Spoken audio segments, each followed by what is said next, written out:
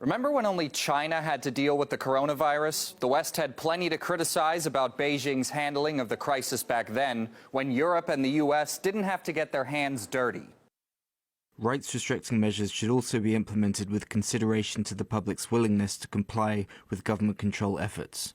Now that the critics are in the same situation that China was in just a month ago, it seems like they weren't creative enough to come up with their own solutions. After the coronavirus ravaged Europe, governments across the continent started enforcing lockdowns. People confined to their homes, streets virtually empty, just like in China at the height of the outbreak.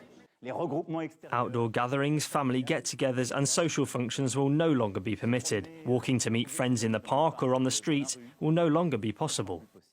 Any elderly daredevils that venture out of their homes could face hefty fines or even a police baton. And all the while, militaries across the continent are mobilizing. In Switzerland, it's the biggest since World War II. And in France, army convoys are becoming a regular sight in the suburbs.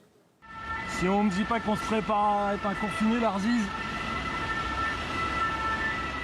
Although it's not like they have many places to go. The entire European Union's closed its borders anyway. And on top of that, they'll be under the watchful eye of those dystopian police drones, just like the Chinese ones that frightened more than a few in the Western media.